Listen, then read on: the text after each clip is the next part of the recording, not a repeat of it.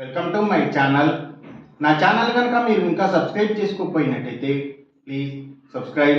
ఈరోజు మనం ఈ వీడియోలో 7 మార్చి 2025 అంటే శుక్రవారం రోజు స్టాక్ మార్కెట్ ఏ విధంగా ఉండబోతుంది అనే ప్రెడిక్షన్ వీడియోని మనం చూద్దాం. అసలు శుక్రవారం రోజు ఓవరాల్గా స్టాక్ మార్కెట్ ట్రెండ్ ఎలా ఉండబోతుంది అనేది తెలుసుకునే ముందుగా ప్రీ మార్కెట్ సెషన్ గురించి మనం ప్రెడిక్ట్ చేయాలి అంటే అంతకన్నా ముందు రోజు అంటే Thursday American stock market Nasdaq అక్కడ న్యూస్ మీద డిపెండ్ అయ్యి మూవ్ అయ్యే అవకాశం ఉంది. అలాగే ఇక నెక్స్ట్ రోజు అంటే ఫ్రైడే మార్నింగ్ టైము ఒక నెగిటివ్ ట్రెండ్ని చూపించే అవకాశం ఉంది. ఏషియన్ మార్కెట్స్ ఒక నెగిటివ్ మూవ్మెంట్ని చూపించే అవకాశం ఉంది. సో అలాంటి నెగిటివ్ ట్రెండ్ బిగినింగ్ మనకు దొరికిన తర్వాత మన మార్కెట్ ఓవరాల్ ట్రెండ్ మనం చూడాలి అంటే అది మిక్స్డ్ ట్రెండ్గా మూవ్ అయ్యే అవకాశం ఉంది. అందులో ఎక్కువగా పాజిటివ్గానే ట్రెండ్ అయ్యే అవకాశం ఉంది. అలాగే సేమ్ బ్యాంక్ నిఫ్టీ కూడా మిక్స్డ్ ట్రెండ్గానే మూవ్ అయ్యి అందులో ఎక్కువగా పాజిటివ్గానే ట్రెండ్ అయ్యే అవకాశం ఉంది. నిఫ్టీ ఐటీ మాత్రం నెగిటివ్గా ట్రెండ్ అయ్యే అవకాశం ఉంది.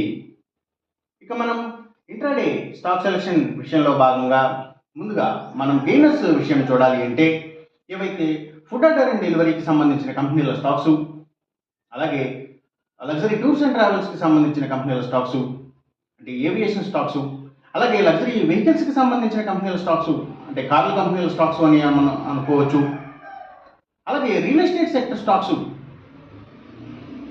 అంటే అవి ల్యాండ్స్తో డీల్ చేసే కంపెనీల స్టాక్స్, అలాగే లగ్జరీ బిల్డింగ్స్ అండ్ అపార్ట్మెంట్స్తో డీల్ చేసే కంపెనీల స్టాక్స్ రెండూను, అలాగే ఇంకా సిమెంట్స్ కంపెనీల స్టాక్స్, ఇంకా tours and travels, logistic supplies ఇలాంటి వాటికి సంబంధించిన కంపెనీల స్టాక్స్, హైడ్రో ఎలక్ట్రిక్ పవర్కి సంబంధించిన కంపెనీల స్టాక్స్, లగ్జరీ ఎలక్ట్రికల్స్ అంటే ఏసీలు, వాషింగ్ మిషన్లు ఇలాంటి తయారు చేసే కంపెనీల స్టాక్స్ ఇవన్నీ కూడా మంచిగా గెయిన్ అయ్యే అవకాశం ఉంది.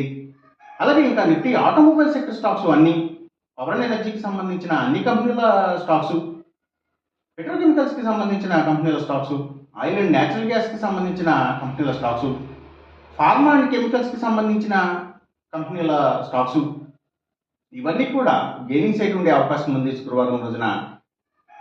అలాగే ఇంకా పబ్లిక్ లిమిటెడ్ కంపెనీల స్టాక్స్ చాలా వరకు కూడా గెయినింగ్ సైడ్ ఉండే అవకాశం ఉంది.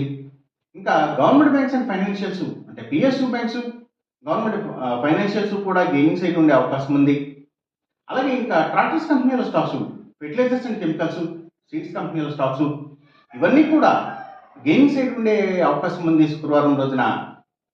ఇక మనం ఇంట్రాడే లూజర్స్ విషయం చూడాలి అంటే ఏవైతే కమ్యూనికేషన్ సెక్టర్ స్టాక్స్, వాటిని బేస్ చేసుకుని పనిచేసే cell phone towers, cables, internet services providers ఇలాంటి వాటి స్టాక్స్, మీడియా అండ్ టెలివిజన్ ఛానల్స్కి సంబంధించిన కంపెనీల స్టాక్స్ ఎక్కువగా నెగిటివ్గా ట్రెండ్ అయ్యే అవకాశం ఉంది.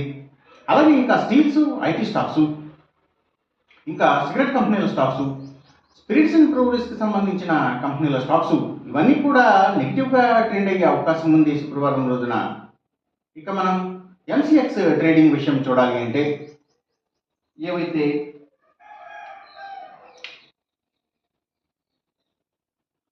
Crude oil and natural gases prices, ఇంకా గోల్డ్ ప్రైసెస్, సిల్వర్ ప్రైసెస్ ఇవన్నీ కూడా పెరిగే అవకాశం ఉంది. కాపర్ ప్రైసెస్ మాత్రం కొంత తగ్గే అవకాశం ఉంది.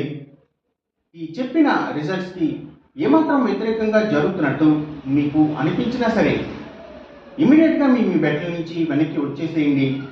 ఇది కేవలం ఒక ఆస్ట్రాలజికల్ ప్రెడిక్షన్ మాత్రమే, దయచేసి గమనించండి. అలాగే ఈ వీడియో కనుక మీకు నచ్చినట్టయితే నా ఛానల్ని సబ్స్క్రైబ్ చేయండి, అందరికీ ఈ వీడియోని షేర్ చేయండి, లైక్ చేయండి. Thank you for watching.